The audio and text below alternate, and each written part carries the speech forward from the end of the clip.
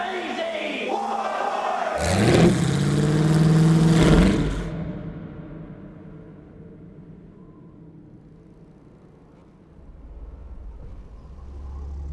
Even though only a decade has passed since we embarked on Fury Road, the tools have changed already quite dramatically.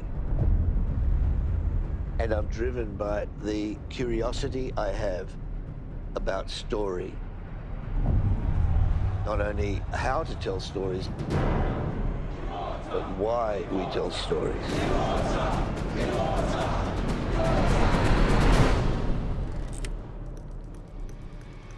This is the truth. Whispered to me by Furiosa herself.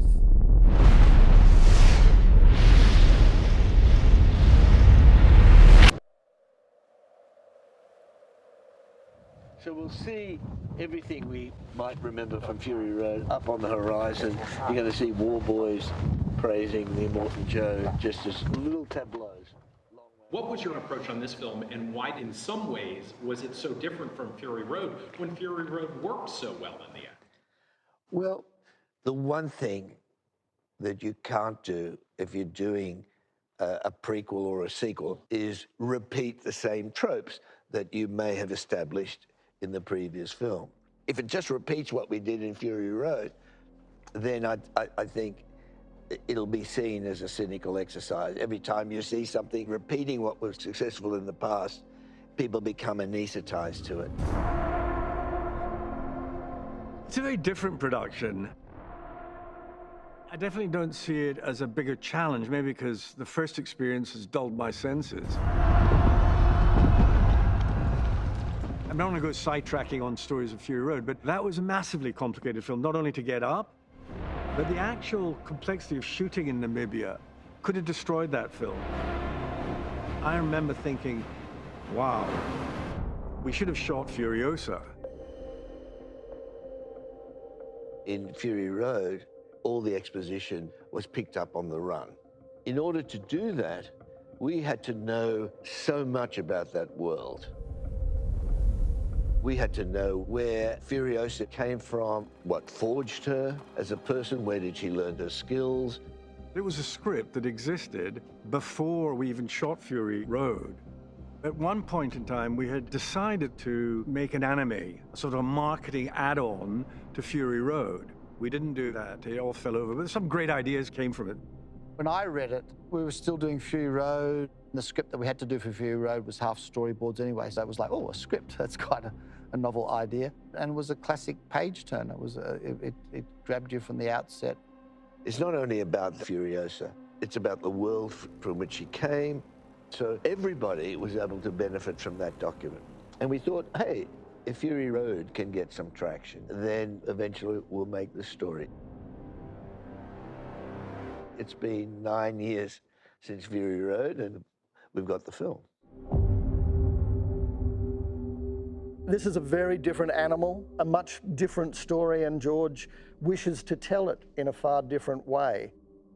George is fully imagining in the computer the environments, the vehicles, the movement, the camera positions, so that all of it rigorously goes to tell the story the way he specifically wants that symphony to be heard.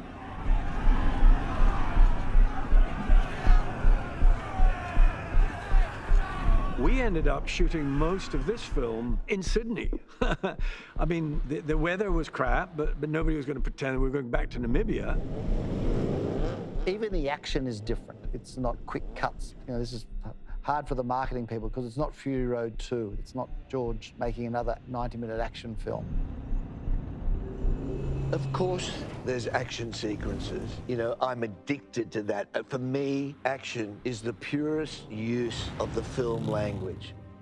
But this is a 16-year saga. It's an odyssey. Now, the purpose of Odyssey is not the actual events that happen so much as what happens to her in that attempt to get home. In a world where there's no rule of law or any rules but to survive, what's left of you having gone through all of this? in this tribe that Dementus has gathered, we all have the same purpose. It's survival. You know, we're in such a brutal environment, barren wasteland. We can't afford ourselves many luxuries. This is not the kind of world that we grew up in. When we made the first Mad Max, we realized we're not going to be able to shoot this film on budget if we set it in modern-day Melbourne. So we shot in the back streets and the outskirts of the city. And in order to explain all that, we had the simple caption at the beginning of the story. So it became a dystopian world. It was purely driven out of necessity. And then, to my surprise, it seemed to resonate around the world. In all of my initial conversations with George, there was a couple of key phrases that kept coming up. One was, survival in extremis reveals the true essence of the person. And that was kind of our guiding light on this film. What is the true essence of each of these characters? Because survival in extreme situations will reveal that. If you have less food, everything's kind of gone to shit, so that disillusionment is something I hadn't thought about. That's what happens in every bit of life. That's the negotiation of life. When we're auditioning, we have people send in tapes. Who said, I want you to do a speech from the movie Network, and that speech is, I guess you would call it mad as hell. That's very useful. It's a monologue. They're looking at the camera and they're addressing the world out there. The other thing they had to do in that tape was to talk about what their response would be to a world that collapsed very rapidly. So my parents travelled down this way here. He's one of the first of the generation that is going to grow up as a wasteland kid. If you're from the criminal world, when you go into this world, you have that advantage. Yeah. It was really interesting how everyone was able to come up with a plan. I'm here just to help Dementus feel how he's feeling, fill in the gaps of his emotions. It's not really rehearsals, it's a month of discussions. I think if you're a nomadic tribe and you suddenly stop, I said to my parents, I was like, I love working with this man because I feel like I'm at university. I have reasons for my reasons, for my reasons, for my reasons, for my reasons, and I am on it in every single regard. Nico Lathouris, who's the co-screenwriter, and if you're a Mad Max fan, go right back to the first Mad Max film. Nico plays the grease rat who Max roughs up. Nico is George's dramaturg, and he also takes a certain amount of responsibility for holding that space to give the two actors a bit of wiggle room before a take.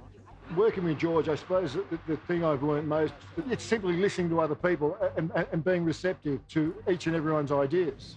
Fang got the drop on them, caught the two off their heads and brought their heads to Dementus, and that impressed Dementus. I don't know, just as he said it to his face. When you've had the luxury of a rehearsal prep period like we had on this film with George, many, many discussions, months of discussions prior to shooting about who this guy once was, who he is deep down in the quiet places.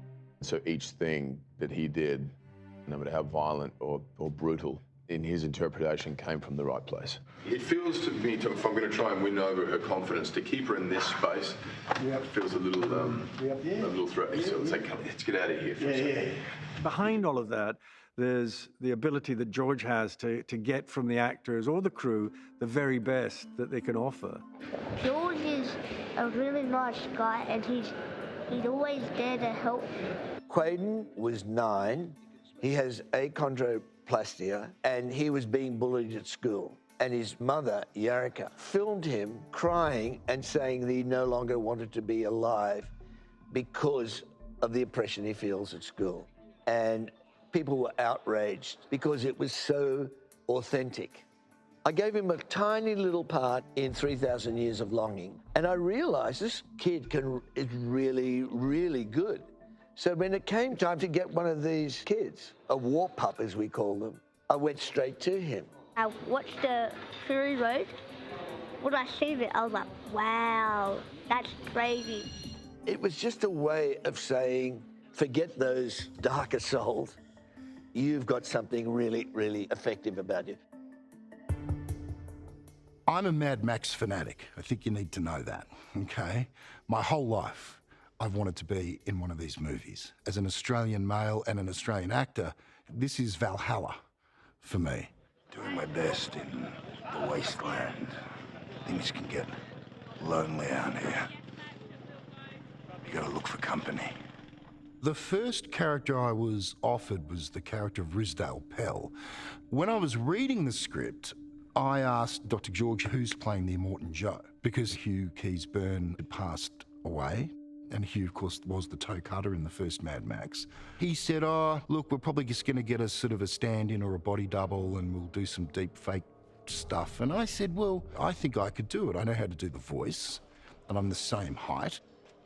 And I want to be the custodian of the character. You are awaited. There is a scene where the Immortan has come up with a plan on how we're going to save the Empire. At first light, leave for Bullet Farm with your tankers empty.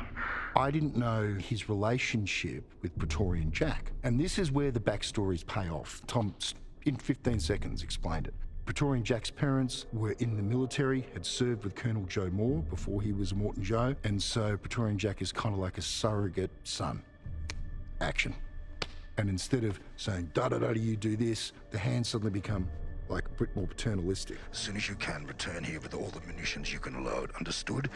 Give him a good hearty way. When you have a sense of a character and who they are, and then you're asking an actor to represent and deliver that character, you intuitively feel antecedents, the things that form that actor as a person.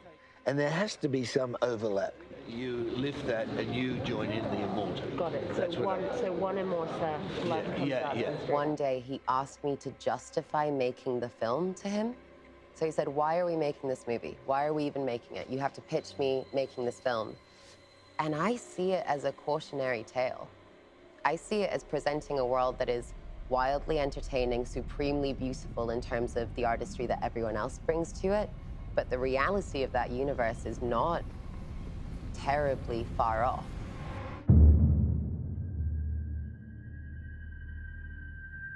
We begin with the many skulls, the many deaths, the downfall of civilization and man. Arising from it, the Immortan himself. At the moment, not yet an Immortan, but Colonel Joe Moore.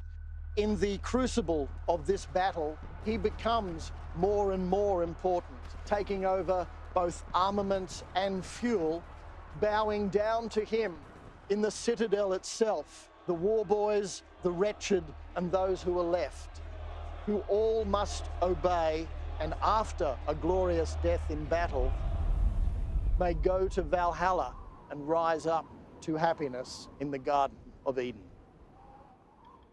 In the wasteland, everything must be made from found objects repurposed. There's no manufacture of anything new.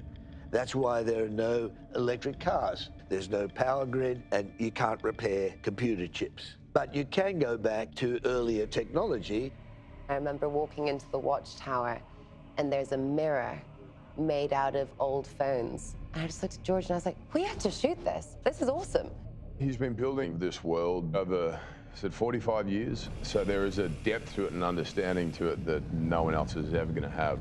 He's a wasteland entrepreneur. He's always got the next idea. Yeah. It's one of George's main tenets. If something is to survive, it has to have an innate worth.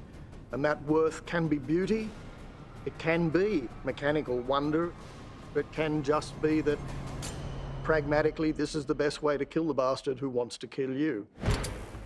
Dementus's Lamat, the late 1850s, 1860s revolver. Beautiful weapon. Dementus being the king of con men, basically this unit. Shut up, please! Thanks, Larry! Dementus always has a trick up his sleeve. Apart from the 9 shots, also had a secondary barrel. Yes, excellent, excellent. Armaments are hard to come by in the wasteland. Furiosa's weapon is both knuckle dusters, dagger, and gun. This was known as the Apache. It was used by gangs in Paris for super close contact. It's not very accurate given the size of the barrel, but I think once you've impaled someone with the dagger, you've got a pretty good chance of not missing. So this is just my knife here, which was made out of a bone, which we found in the wasteland. That's one of my weapons. That's a spanner that I can hook like that. I can hold it like that, and I can fix things with it, like my bike. George always said just because it's the wasteland and it is all dirty and desperate and all that, it doesn't mean it can't be beautiful. Obviously, there's no wasteland supermarket. They're going to make clothes last and last and last. They're going to use anything they can find. I have to say this, I keep nothing from films normally, but these I really loved. There's a third one, he's even more disgusting. The bear became quite a big part of Chris Hemsworth's look. And the bear, I think, was just because he's such a damaged character. It's his thing from childhood. Why don't you just keep him safe? If you actually Google grown men and teddy bears, you'll see quite a lot on the internet. So it's obviously not an entirely unknown phenomenon. A lot of this all comes out of George's head too. So you may think he's a sweet individual, but he's twisted. To strive, to seek, to find, and not to yield. Every single thing they're wearing is there to keep them alive. It's to do with breathing, because none of them can breathe. It's so toxic. The Immortan Joe's body is rotting. You don't wear that costume, it wears you. All in, it's about 40 kilo. If you come back and watch Fury Road, Hugh is in that full get-up, running. I'm thinking, how could he do it? I was like the Tin Man, you know, I couldn't even sit down without like 8 people helping me, or I'd just tip over and roll down the set. George's other great mantra is keep it simple, which we do until we don't. All over my body, this history is all over my body, all over my clothes. He needed to put it down so that he could remember everything in the past. Because there's nothing, there are no books left, there's nothing left. The text for History Man came about from lots of different sampling and research, and it ended up, Jenny just really liked the scribbles that I was doing, so it's actually my handwriting. This is Scrotus. His tunic is made from fish skins because he has some kind of skin disease, and so this is bandaging to keep him from feeling so itchy.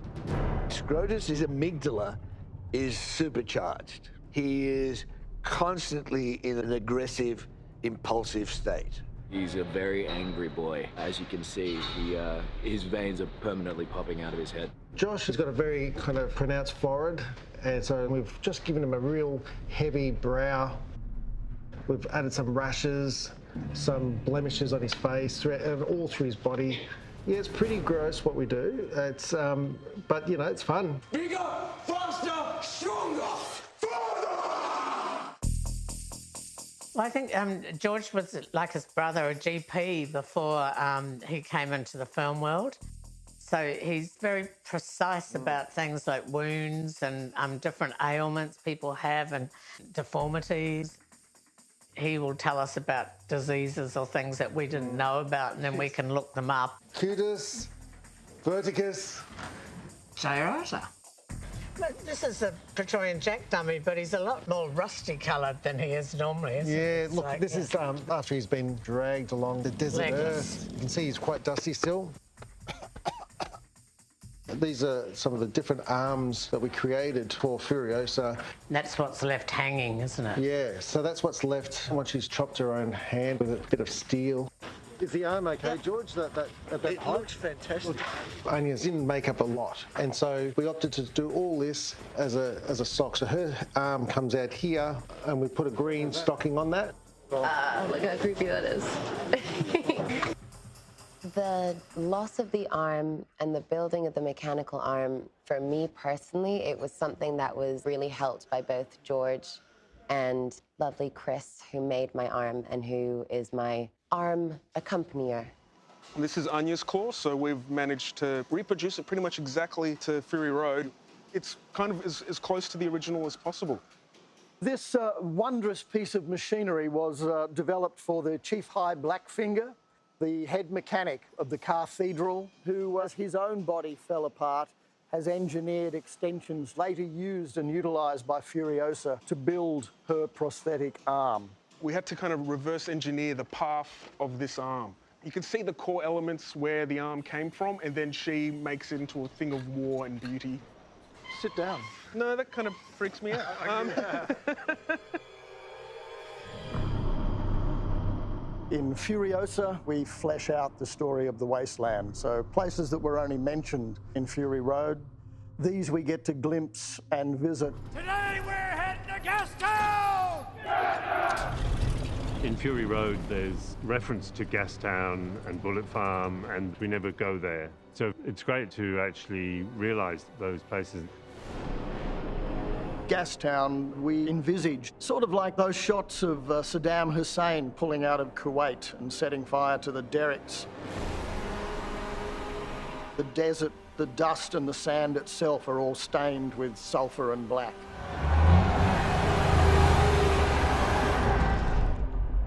And the Bullet Farm grew from a series of fantastic photographs from Serra Pelada, which was a mine in Brazil. Thousands upon thousands of men climbing rickety wooden ladders with sacks on their back.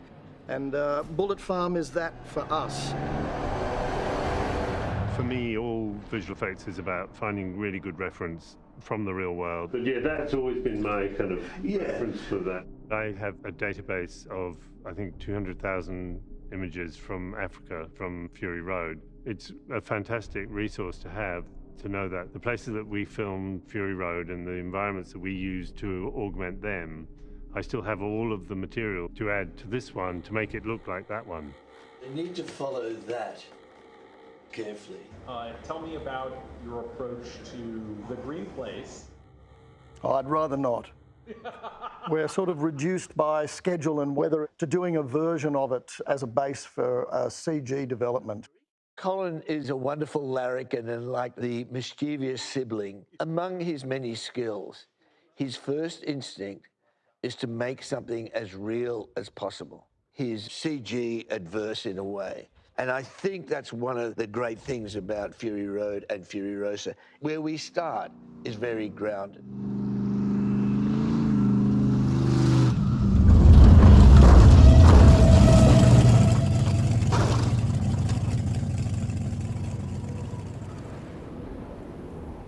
Cut the sim trap. Okay, jackets off, please. You look great. Oh my God. Rolling. Set. And action.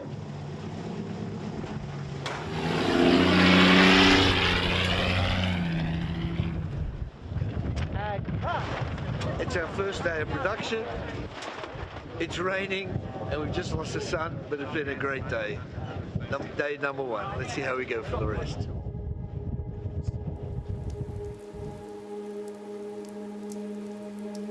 This is actually, I was talking about it with George before, 41 years ago we were out here literally in the same locations doing Road Warrior.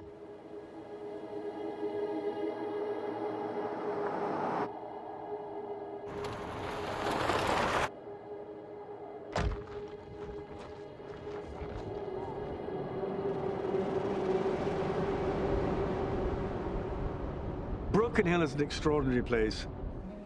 It is the red dirt center and where Mad Max, I guess, is best remembered from. That was where the main unit started shooting in June 2022. I remember we were doing our first testing and there we were out in the desert driving wacky cars across the landscape. My AD department, you know, none of them had worked on Fury Road, but they're so excited. They said, oh, we feel like it's a Mad Max film now. So it was good to get that sort of DNA into people and the crew early on in the schedule. Another day in the wasteland. This is really the way that this great horde has come together.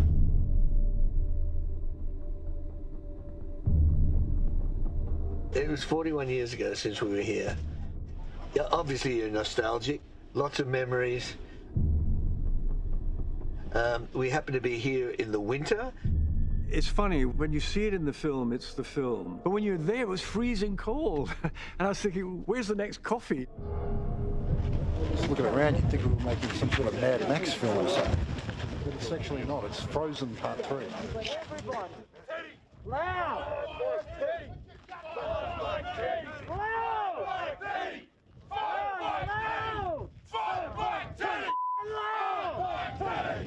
This is the most bizarre world. Five Bike Teddy was, I think, the first thing we shot. Ladies and gentlemen, start your engines. Sometimes diving into a character in a film out the gate with a big scene is beneficial. But it's a risk, you know? Now you lost everything. You lost your little caravan of futility. There were good things, but there were things that I think I was pushing a little far. And it was the first day of shooting, and it was 3 pages of dialogue or whatever. And still kind of finding my feet.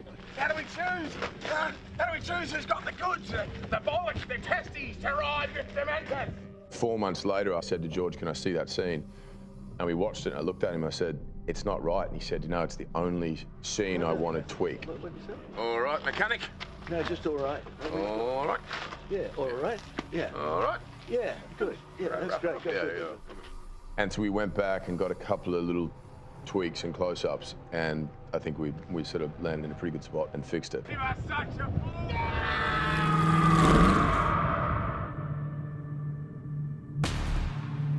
Everything in making a film is ultimately an attempt to manage money or the investment that, in this case, the studios are putting in so that it becomes a profitable business. When you're doing a film of this size, you've got 2 units rolling on several locations, communicating through a satellite system. You have a massive crew, 1,000 people behind the scenes and however many you got on set. You got to feed them and sanitation. You're in a desert. In Broken Hill, the size of the spread and how we've got the vehicles and we're getting them on set, all that stuff has to be done correctly every day, or you're blowing money out the door for no result. The last thing you want to be doing on set is making things up as you go, because you have no idea if it's all going to be coherent at the end. At this stage, you're saying the bodies have dropped off. If they haven't, if there's anybody there, we'll place one for... And the most important priority, make sure nobody gets hurt, make sure nobody gets killed. So when you shoot these things, it's definitely done bit by bit. 2, 1, action. Down. And it's following a preset plan that George has outlined with Guy Norris. And then you let it go. Both of them have worked since Guy was 21. You know, he's now 103. Wow. First worked with George in 1981. I was 21 during Road Warrior. There's a stunt that I performed in it called the Cannonball Stunt. There's a buggy that rolls in front of my bike. I crash into it and end up pencil flipping over the bike into a ravine.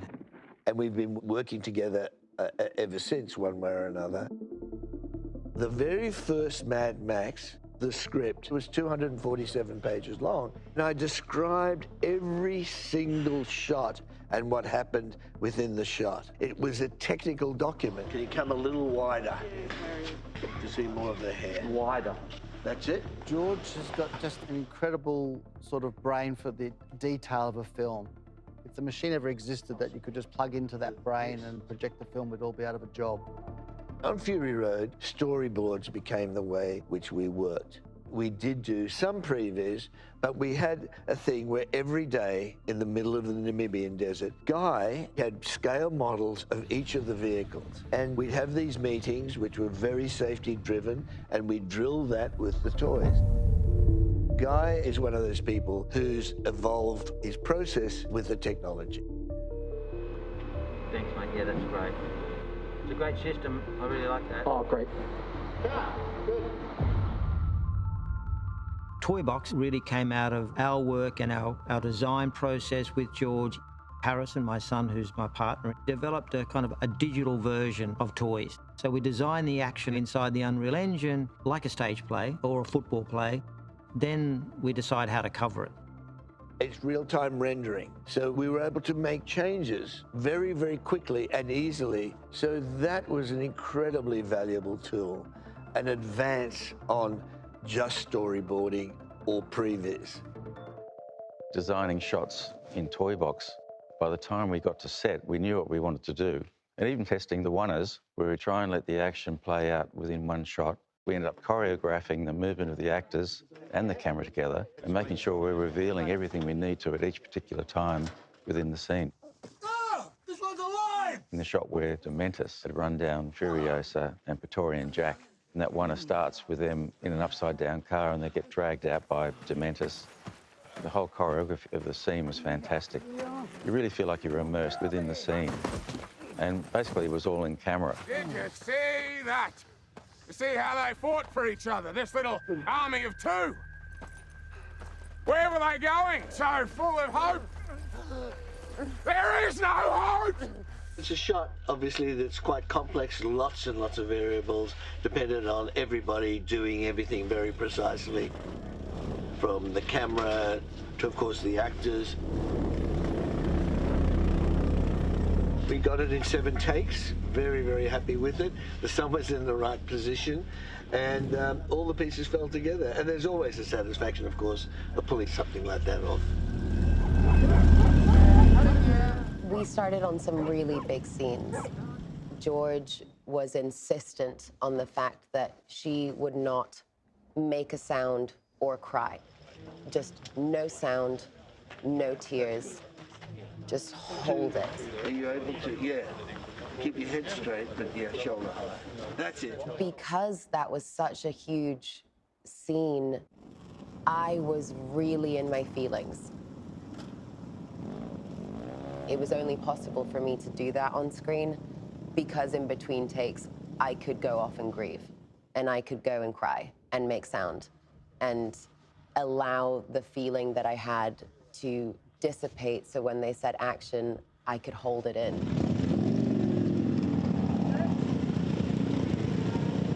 One of the things that was really important to me was I didn't want to look at Dementus in that moment because I didn't want we didn't want to give him the satisfaction of her attention. Her attention only existed for Praetorian Jack, and she was going to give him the dignity of her regard.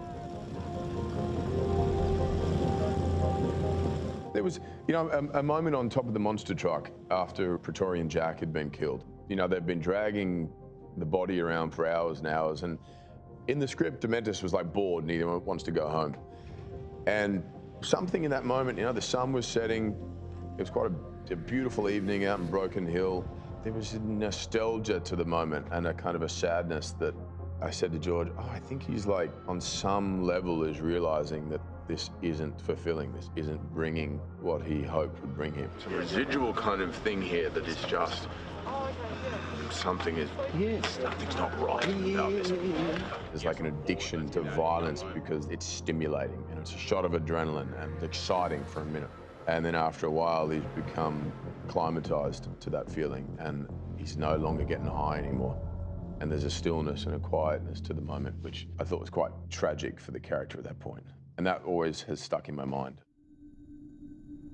Action sequences have to be about character.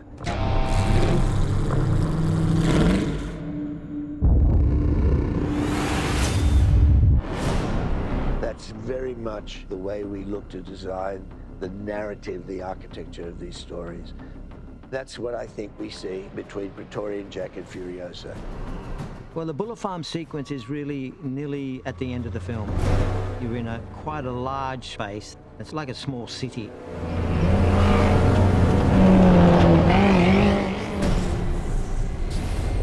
The real challenge is how do you tell a story in a multiple location place, but make sure you keep all the strands so we understand where everybody is. What's the geography of the action? What are each of them doing at that particular stage? And how does that drive the story forward?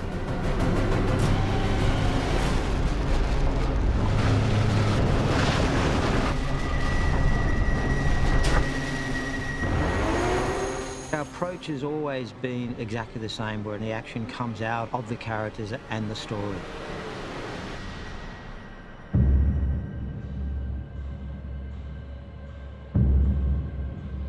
both our hero and heroine have been separated now. They're both under fire. And so Praetorian Jack, to help Furiosa, he reverses the vehicle, picks up this El Rancho vehicle and slams it back into the portcullis, killing the rest of the guys to basically protect her. They've made an agreement, and she knows if he fires the flare gun, that's what that means. It's a very quick decision he makes. He can only make it quickly. Yeah, I want to really hold the moment of Dementus and Furiosa looking at each other. Yeah. As the truck pulls in, I'm already looking that way. Oh, yeah. He's prepared to give up his self-interest, possibly die, for her to fulfill the promise to the mother. And she makes that mistake, or what appears to be a mistake, for a second time, cannot help come back for him. And they both know at that moment that it's not just words, it's by actions that there is a positive regard for each other. That's the purpose of that action sequence. We'll do it. Okay. We're definitely going to do it. It's a really good idea. So I think it's kind of your job to always be aware of where you are in the story. So whilst it can feel a bit busy at times, you then get to see it all cut together and you understand that. I did two things that really, really helped me. One, I would rewatch action sequences in Fury Road because that gives you an understanding of how it's edited together. And I also started watching dailies because it helped me understand the world more. And that allowed me to be incredibly vulnerable within it. You know, if she's going to drive off now, leaving a dead body with a bullet hole through the back of his head, then we say, oh, gee, that doesn't make me feel a lot.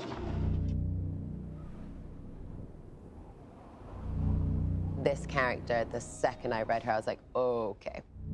This is going to be one of those ones where it's very difficult to separate yourself. And that has been hard to let go of when I go home. But I hope that that means that something is working, because all I care about is telling this person's story. The scene I was most nervous about was the face-off between Furiosa and Dementus. It's a battle of wits and words, and he doesn't have the tools he normally has to defeat someone. The scene, like any climactic moment, it has to hit the right notes and deliver what the intent was. You take two individuals in some extremely isolated place, and their essence is finally revealed at the end.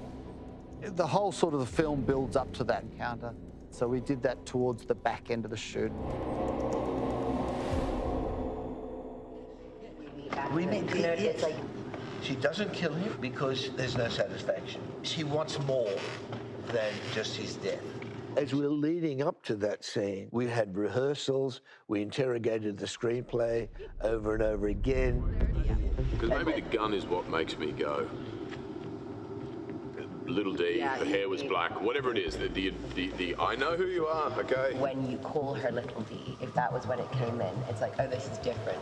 You do remember what you did to my mother. Can I say, the moment he gives you that, and you get a catharsis, it's going to erode the catharsis later. Originally, that scene was a conversation at the end of the movie. We're looking at a vengeance tone. We've seen them. The first Mad Max was a vengeance tone. In classic stories of avenging angels, the person seeking retribution is cold and dispassionate and immovable. It's like this character has been chasing this man for so long, and she has him alone in the desert, and she can just feel her feelings. It is important to me to have a breaking down of this more metallic Furiosa. The way that George and Nico had written that scene, and then what Anya insisted on having in there, it took us 4 months to get to. You know, there were a lot of conversations and variations and changes and shifts. It kind of potentially could show he got to her, and which is even more heartbreaking. Yeah. The fact that she does resort to violence. Yeah. George is a genius. He's not thinking in 2D, he's thinking in 3D. The way that I describe it to him sometimes is I'm the little ant on the ground and you're the bird in the sky that can see everything that I can't see. But I can also see stuff down here. There has to be some action that's not just intellectual discussion, is what I'm trying to say. Where do you feel it should happen? I need to grab him and scream and beat the living shit out of him. I realized by that time, Anya had more authority over the role and where she was than I had as the director. Can I just say, I think for the first time I realized that in everything that's been said, you should do something to him. Thank you. Every time. We've got to work out what it is. George was generous enough to really feel my passion and my feeling towards it and go, okay, I think maybe there's something in that. It's just been incredibly collaborative in that aspect. It's a good thing that we went through that process. Anya knew where she was with the character. Chris knew where he was with the character. And that's how it should be. Ow! I love pain. Pain lets me know I exist. If you can't do me quick, you'll have to do me slow. Either way, you're not going to get anything close to what you want. It's good. It definitely, the wax punctuate, it worked really well. I hadn't shot a scene like that over 3 or 4 days before. Normally you would do that in a day, but the way George wanted to shoot it and the detail he wanted to have and the exploration within the scene meant that it was going to take that amount of time. No big valley for a little. Yeah, exactly. If I may. Yeah, Yes, yeah. It was very interesting for both Chris and I because we were essentially almost on different movies. So it created this sort of atmosphere where we were both just so ready to come and do this scene. I have nothing. I have nothing. I'm yours. This is the payoff of the whole film, this little two-hander scene. There's certain things you can hurry, but that sort of creative process you can't. So even though there's like a couple hundred people hanging around, you just got to give them the space and not feel like there's all these eyes watching. So the easiest thing is to just clear the set and give them the time to work it out. That's vicious. The actor and the character brings to that moment a huge amount of turmoil. It's volcanic. I had been holding so much in for such a long time. And again? George, very much at the beginning, was like, just go. My childhood, my mother, I want them back. Of course you do. I want them back! That's exactly how I felt. George and Chris were so wonderful about that because I was kind of ready to go. Once we did it a couple of times, then, you know, we went in and tweaked. By the time it came to shoot, you've built up your instincts so much that you're no longer thinking about how to react in that space. It's just what's in your gut. You idiot! You can never balance the scales of their suffering. There was a burning sort of rage within Furiosa that Anya felt so strongly about, which really dictated then Dementus's reaction. What you want here are my cries of anguish, anguish without end. The scene changed for the better because both of them were able to harness that. That cold, avenging angel, that wasn't her. That is not even the character, which we get to understand as the story continues into Fury Road.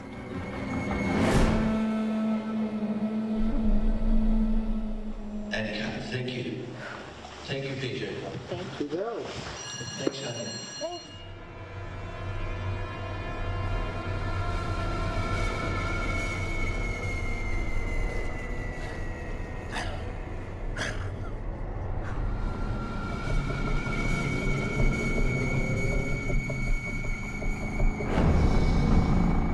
Anya's performance, especially towards the end of the movie, and that hate, that pure desire to take down Dementus is so strong. And it really inspired me. And the way that Anya plays that whole development all the way up to the end tells you, as a composer, what journey you have to make that a good narrative.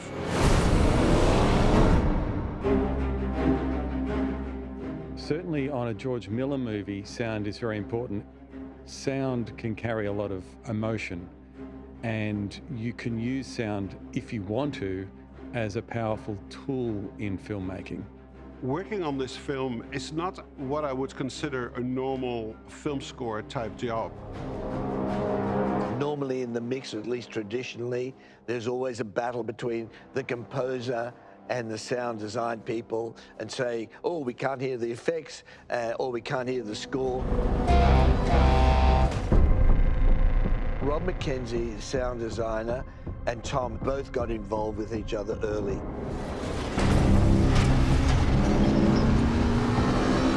We had a real simpatico, I guess.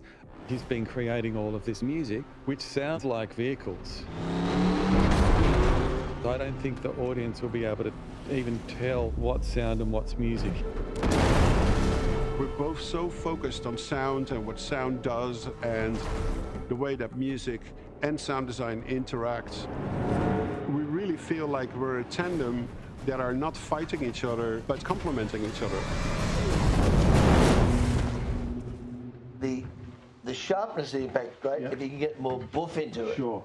Yeah, rumble the whole theatre. Yeah. George is very specific.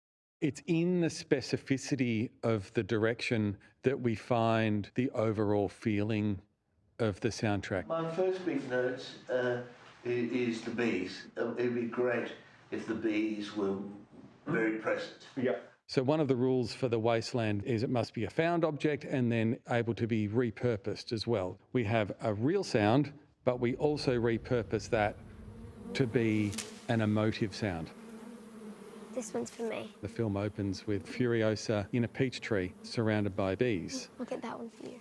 I've taken those bees and affected them and sort of twisted the bees so they take on Furiosa's feelings. Stay very still.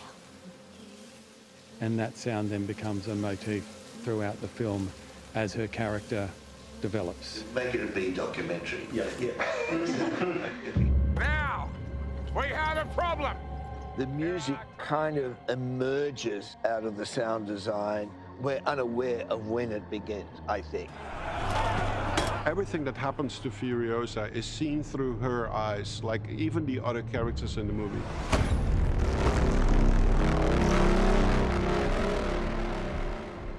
Technically, her theme is a very simple pulse. Dum bum bum ba da dum bum ba ba bum.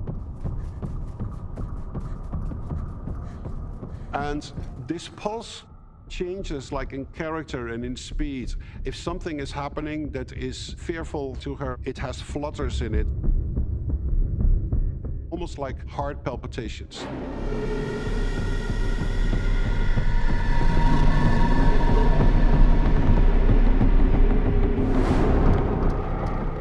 When we're in certain action moments, the pulses speed up and they get faster with like erratic rhythms to underscore the unpredictability, what might happen.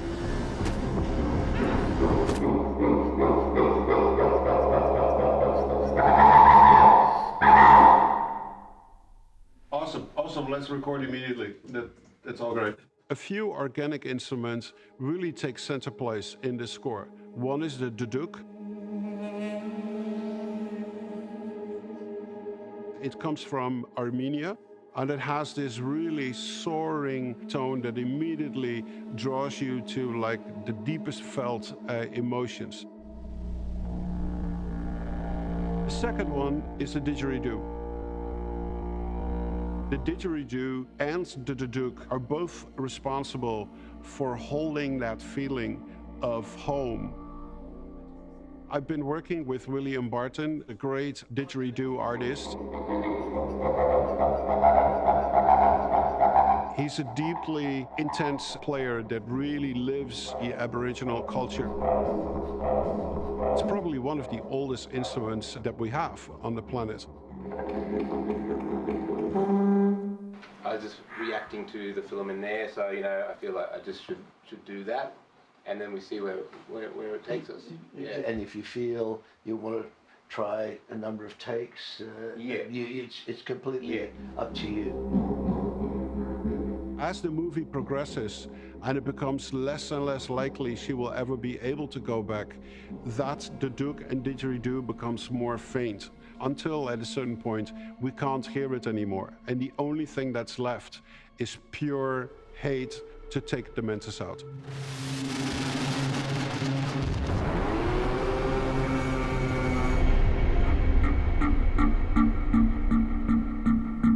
Other sounds in this film score are almost exclusively made with a synthesizer system that's called Buchla.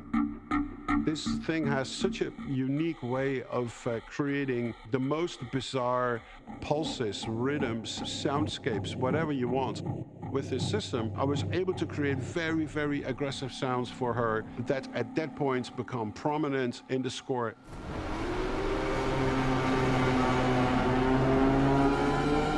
Did anybody play here on Fury Road like 10 years ago? Yeah. Oh, good amount. We were able to build a score that is now the perfect handoff into Fury Road. So it's like jump, jump, jump, and then let it just ring out.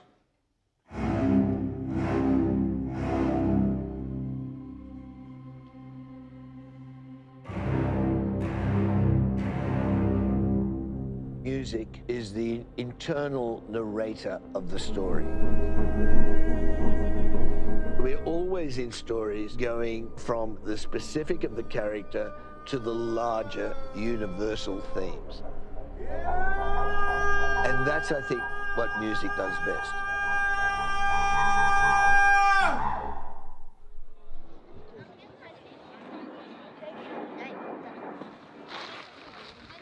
So tell me what you guys are doing. So we're on a shoe pile, and we have to throw shoes and just scavenge around for the right We have pair. to find the same pair of each shoes. Yeah. Then if it doesn't fit us, we can pass it to him and then me. And then, yeah, that's basically it. Yeah. As human beings, wherever we are in time and space, we have the same patterns of behavior. And one of the most interesting things about working in the world of Mad Max is that even though the stories are set in some degraded future, we go back to behaviors that are at least medieval or pre-medieval. So in a way, it's forward to the past. And in that, we measure it against the current zeitgeist and the things that were experienced in our time.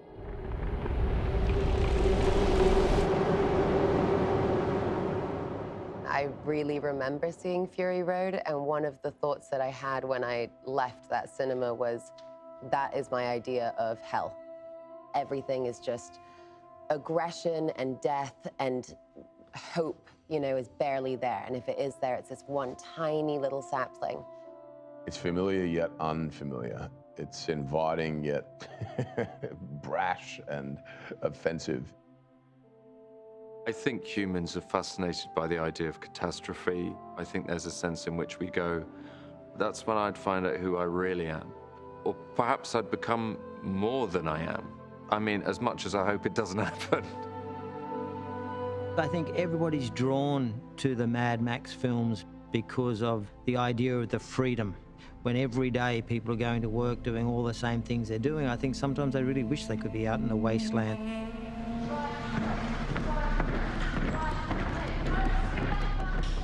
That's the thing that has always really struck me as a Mad Max fan, is what happens to us when this structure that we built falls down and we're back in the jungle. Who do we become?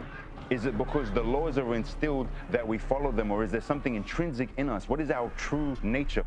These movies, you know, sometimes I see what's going on in many parts of the world right now, and I'm going, this is like a month or so away. It's more an information booklet rather than entertainment.